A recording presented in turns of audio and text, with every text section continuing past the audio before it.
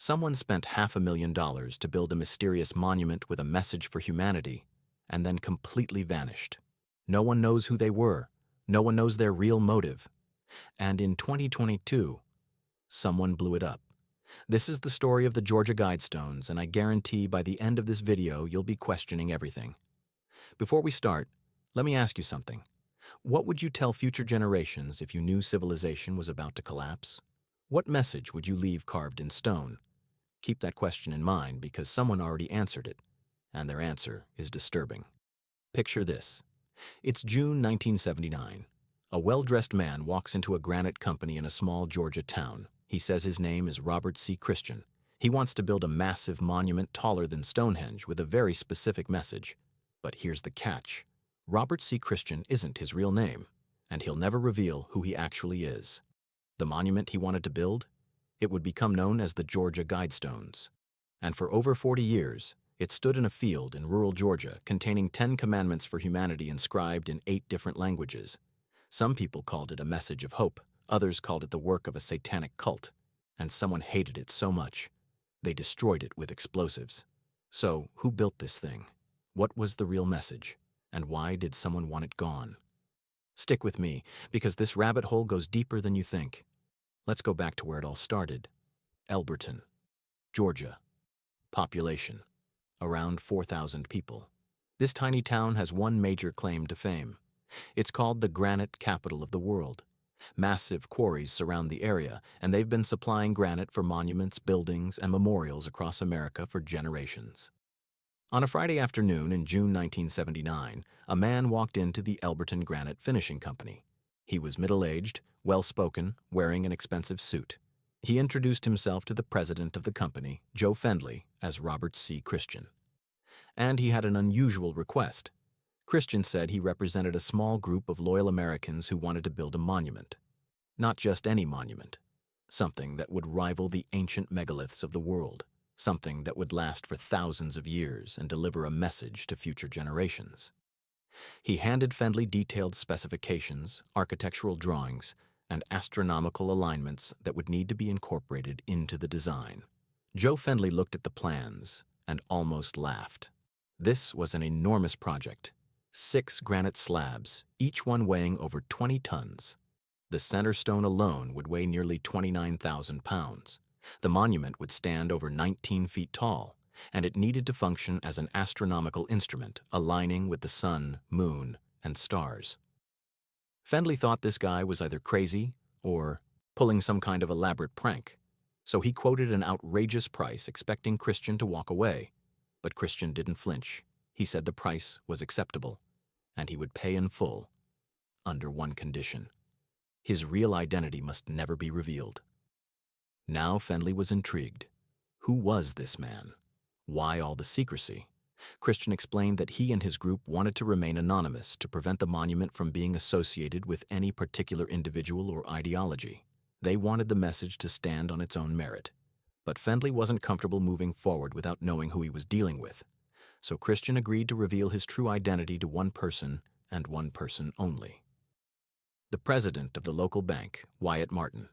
He told Martin his real name, showed him identification, and explained the purpose of the monument. Martin verified that Christian had the financial resources to complete the project, and then Martin made a promise. He would take Christian's true identity to his grave. And he did. Wyatt Martin died in 2021 without ever revealing who Robert C. Christian really was. The secret died with him. But here's what makes this even more mysterious. Years later, Martin gave a few cryptic hints in interviews. He said Christian wasn't from Georgia. He said Christian represented a group of sponsors, not just himself. And he said the group chose Georgia specifically because of its climate, its granite quarries, and its low population density in certain areas. Martin also said something chilling. He said Christian and his group believed that humanity was heading toward a dark age. Nuclear war, environmental collapse, overpopulation. They believed civilization as we know it would soon end. And they wanted to leave behind a guide for the survivors. Instructions for rebuilding a better world. Think about that for a second. These people were so convinced that society would collapse, they spent hundreds of thousands of dollars building a monument to outlast the apocalypse. That's not just pessimism, that's preparation. Construction began in 1979. The project was massive, Workers had to quarry 6 enormous granite slabs from a local mine. Each piece had to be cut, polished, and transported to the site without cracking or breaking. The pieces had to be arranged in a specific configuration, aligned with celestial bodies. The monument consisted of 4 main stones arranged in a paddle wheel formation, with a capstone resting on top and a center stone standing in the middle. Astronomically, the structure was designed so that a hole drilled through the center stone would always align with the North Star. A slot in the center stone would align with the sun's position during solstices and equinoxes, and a hole in the capstone would allow a ray of sunlight to shine through at noon each day, marking the day of the year on the center stone. This wasn't just a monument. It was a calendar, a compass, an astronomical clock built to function for thousands of years. But the most controversial part wasn't the structure itself. It was the message carved into the stones. On the 4 outer stones, a message was inscribed in 8 different languages: English, Spanish, Swahili, Hindi, Hebrew, Arabic, Chinese, and Russian. 8 of the most widely spoken languages on Earth. And on the capstone, the same message was written in 4 ancient languages: Babylonian cuneiform, Classical Greek, Sanskrit, and Egyptian hieroglyphics. What was the message? 10 guidelines, 10 commandments for humanity. And this is where things get controversial. Guideline number 1. Maintain humanity under 500 million in perpetual balance with nature. Read that again. 500 million. At the time the monument was built, the global population was over 4 billion. Today, it's nearly 8 billion. So this guideline is calling for a reduction of over 90% of the human population. You can see why people freaked out, right? Critics immediately said this was a call for genocide, a manifesto for mass extermination. Supporters argued it was simply a suggestion for maintaining a sustainable population after a hypothetical collapse. But either way, it's an uncomfortable statement to carve in stone. Guideline number 2. Guide reproduction wisely, improving fitness and diversity. This one sparked accusations of eugenics. The idea of controlling human reproduction has a dark history associated with forced sterilization programs and Nazi ideology. Critics said this proved the monument was built by people with sinister intentions. Guideline number 3. Unite humanity with a living new language, a universal language for all of humanity. Sounds idealistic, maybe even peaceful, but conspiracy theorists saw this as evidence of a globalist agenda, a one-world government trying to erase national identities. Guideline number 4. Rule passion, faith, tradition, and all things with tempered reason. This one doesn't sound too controversial on the surface. Use reason and logic, think critically. But some religious groups interpreted this as an attack on faith and traditional values. Guideline number 5. Protect people and nations with fair laws and just courts. Again, sounds reasonable. Justice and fairness are universal values. But combined with the other guidelines, critics said this was part of a blueprint for authoritarian global control. Guideline number 6. Let all nations rule internally, resolving external disputes in a world court. Here's where the one-world government theories intensified. A world court? That sounds like surrendering national sovereignty to a global authority. For many people, this confirmed their worst suspicions. Guideline number 7. Avoid petty laws and useless officials. Okay, most people can probably agree with this one. Bureaucracy and red tape frustrate everyone. But again, context matters. In combination with the other guidelines, some people saw this as a call to dismantle existing governments. Guideline number 8. Balance personal rights with social duties. Individual freedom versus collective responsibility. It's a delicate balance every society struggles with. But phrased this way, it sounded to some people like justification for limiting individual freedoms in the name of society. Guideline number 9. Prize truth, beauty, love, seeking harmony with the infinite. This is the most philosophical of the guidelines. It sounds almost spiritual. Seek truth, appreciate beauty, love one another, and connect with something greater than yourself. Hard to argue with that. Guideline number 10. Be not a cancer on the earth. Leave room for nature. Leave room for nature. Environmental conservation. Living sustainably. Again, sounds positive. But combined with the first guideline about reducing the population to 500 million, critics said this revealed an anti-human ideology, the idea that humans are a disease that needs to be cured. So there you have it. 10 guidelines carved in stone. And depending on your perspective, they're either a hopeful vision for a better future or a terrifying manifesto for global control and depopulation. The monument was unveiled on March 22, 1980. Hundreds of people attended the dedication ceremony. Local officials gave speeches. A local pastor blessed the monument. And for a while, it was just an odd curiosity in rural Georgia. Tourists would occasionally stop by. Locals mostly ignored it. But then the internet happened, and the conspiracy theories exploded. Online forums started dissecting every detail. Who was Robert C. Christian? Why that name? Some researchers pointed out that Christian could be a reference to Christian Rosenkreuz, the legendary founder of the Rosicrucians, a secretive mystical order dating back centuries. Was this a clue about who built the monument? Others noticed that R.C. Christian could stand for something else entirely. Some suggested it was an anagram or a code. The theories multiplied. Then people started looking into the sponsoring group. Christian had mentioned representing a group of Americans. Who were they? Some researchers claimed the monument was funded by a man named Ted Turner, the billionaire founder of CNN. Turner was known for his environmental activism and concerns about overpopulation, but Turner denied any involvement, and no evidence ever connected him to the project. Others pointed to various secret societies, the Freemasons, the Illuminati, the New World Order. The monument became a symbol for people who believed in shadowy global elites planning to control humanity. Evangelical Christian groups were particularly vocal in their opposition. They called the Guidestones satanic. Some claimed the monument was erected on a supposed ley line or energy vortex. Others said the astronomical alignments were designed for occult rituals. Protests were organized. People demanded the monument be torn down. Vandals targeted the structure multiple times over the years. Spray paint was the most common form of attack. Messages like "Death to the New World Order" and "I am Isis, goddess of love" were scrawled across the stones. The county had to repeatedly clean and repair the monument. But despite all the controversy, the monument stood. For over 40 years, it remained in that field outside Elberton, Georgia, a mystery carved in granite, until July 6, 2022. At approximately 4 in the morning, an explosion ripped through the site. Surveillance cameras captured a flash of light and a massive boom. One of the 4 outer stones was completely destroyed, shattered into rubble. The blast was so powerful it damaged the other stones as well. Within hours, the Georgia Bureau of Investigation arrived on scene. They reviewed the footage and confirmed it was a deliberate act of vandalism. Someone had placed explosives at the base of one of the stones and detonated them remotely. But here's the shocking part. Later that same day, citing safety concerns, local officials made a decision. They would demolish the entire monument.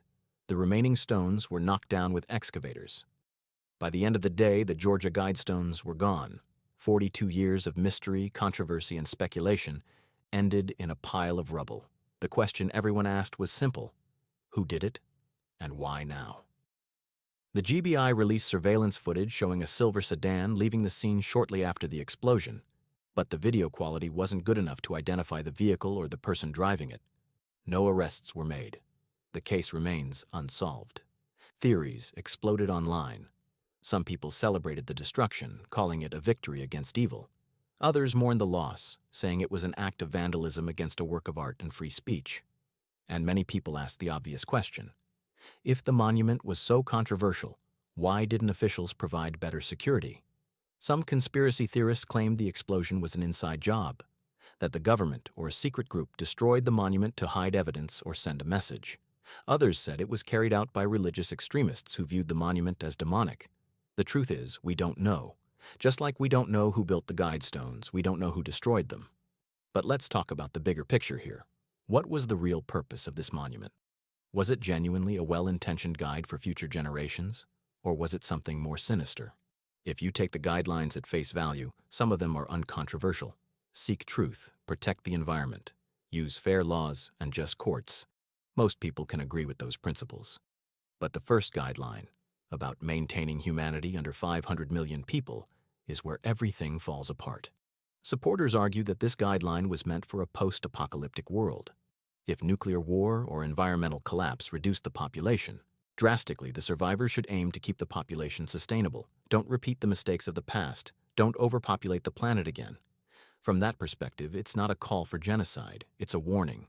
But critics have a valid point too. Who gets to decide what a sustainable population is? Who gets to decide how reproduction should be guided? The language of the guidelines, particularly around controlling population and reproduction, echoes some of the darkest chapters in human history. Forced sterilization, ethnic cleansing, eugenics programs. And that's the fundamental problem with the Georgia Guidestones. The message is vague enough to be interpreted in radically different ways. Is it wisdom or propaganda?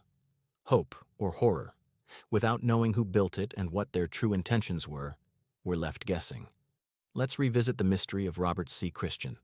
Who was he really? Over the years, investigators have proposed various candidates. One popular theory suggests he was a man named Dr. Herbert Kirsten, a physician who had expressed concerns about overpopulation. But no concrete evidence links him to the project. Another theory points to a man named William Shockley, a Nobel Prize-winning physicist who was also a controversial advocate of eugenics. Shockley believed in controlling human reproduction based on intelligence, which aligns disturbingly well with some of the Guidestones' messages. But again, no proof. Others have suggested the monument was commissioned by a group rather than an individual, perhaps a think tank, a secret society, or a collection of wealthy individuals concerned about the future. The Rosicrucian connection remains popular because of the name Christian and the mystical, esoteric nature of the project. Wyatt Martin, the banker who knew Christian's real identity, gave a few more clues over the years. He said Christian was a highly educated man, articulate, knowledgeable about history, philosophy, and astronomy. He said Christian's group had been planning the monument for years, possibly decades. And he said they chose 1980 specifically because they believed the world was entering a critical period. Think about the timing. 1980.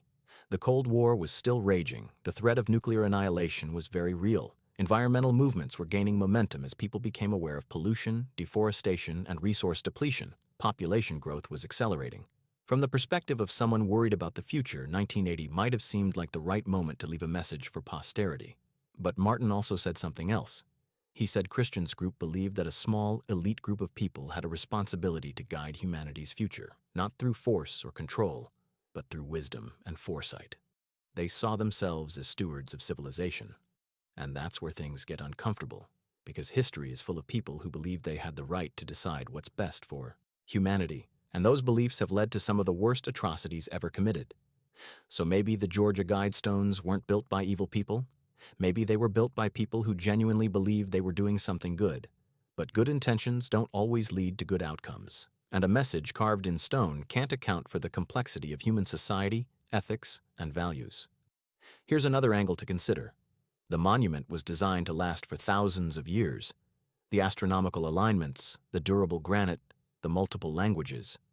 Everything about it screamed permanence. But why? If civilization collapses, would survivors really need a granite monument to tell them how to rebuild? Wouldn't they figure it out on their own, just like humans have done throughout history? Unless the builders believed that knowledge itself would be lost, that a catastrophic event would wipe out not just people, but information, books, technology, history. If that happened, maybe a simple stone monument with basic principles could serve as a starting point, a seed of knowledge for a new civilization. That's a terrifying thought. Imagine a world so devastated that the only surviving wisdom is carved in stone in a field in Georgia. But there's another possibility. Maybe the monument wasn't really meant for future generations at all. Maybe it was meant for us, for people living right now. A statement, a warning, a provocation. Something to make us think about where we're headed and what kind of world we want to create. After all, the monument sparked decades of debate. It forced people to confront uncomfortable questions about population, governance, environment, and values.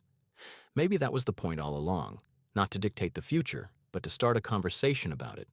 Or maybe I'm giving the builders too much credit.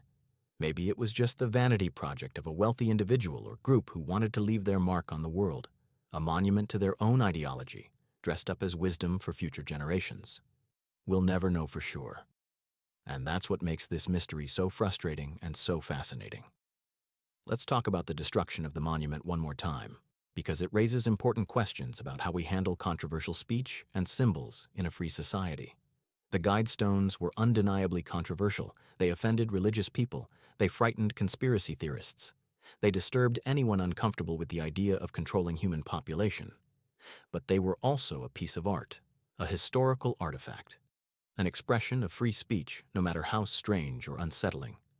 When someone destroyed the monument, were they striking a blow against evil, or were they committing an act of censorship through violence? Reasonable people can disagree on the answer. Some argue that dangerous ideas should be challenged and even removed from public spaces. Others argue that the best response to bad speech is more speech, not destruction. Tearing down the monument didn't erase the ideas carved on it. Those ideas are still out there, documented in photographs, videos, and articles. All the destruction did was eliminate a physical object. And here's the irony. The Guidestones received far more attention after they were destroyed than they ever did while standing. Millions of people who had never heard of the monument suddenly became fascinated by it. The destruction amplified the very message it was supposedly meant to suppress. So in a way, whoever blew up the Guidestones failed. They didn't erase the mystery. They deepened it. As we wrap up this deep dive, let's summarize what we know and what remains unknown. We know the Georgia Guidestones were built in 1980 by a person or group using the pseudonym Robert C. Christian. We know they cost around $500,000 in today's money. We know they contain 10 guidelines for humanity, inscribed in multiple languages. We know they were designed to last for millennia. And we know they were destroyed in 2022 by an unknown individual. What we don't know is who really built them. What we don't know is the true motive behind the message. What we don't know is whether the guidelines were meant to inspire or control. And what we don't know is who wanted them destroyed and why. The Georgia Guidestones are gone now, demolished, erased from the landscape. But the mystery lives on. And maybe that's fitting. Because in the end, the monument was always more about the questions it raised than the answers it provided. What would you tell future generations if you knew the world was ending? What principles would you carve in stone? Would you focus on survival or values? On freedom or control? On the individual or the collective? These aren't easy questions. And the builders of the Georgia Guidestones, whoever they were, gave us their answers. We might not agree with those answers. We might find them inspiring, troubling, or somewhere in between. But at least they tried to think about the future. At least they tried to leave something behind. In a world obsessed with the present, where everything is temporary and disposable, there's something almost admirable about building a monument meant to last 10,000 years. Even if the message was flawed, even if the execution was controversial, the Georgia Guidestones are gone. But the conversation they started continues, and maybe that's the real legacy. Not the stone or the message, but the debate, the questions, the mystery. Because in the end, mysteries like this remind us of something important. We don't have all the answers. History is full of unknowns, and sometimes the most interesting stories are the ones that never get fully resolved. So what do you think? Were the Georgia Guidestones a message of hope or a manifesto of control? Was Robert C. Christian a visionary or something darker? And who destroyed the monument? Let me know your theories in the comments below. If you made it this far, thank you for watching. This has been one of the most fascinating mysteries I've ever researched, and I hope you found it as intriguing as I did. If you enjoyed this deep dive, make sure to like this video, subscribe to the channel, and hit that notification bell so you don't miss future content. And remember, the truth is out there, sometimes carved in stone, sometimes hidden behind a pseudonym, and sometimes destroyed before we ever get the chance to fully understand it. Thanks for watching. I'll see you in the next video.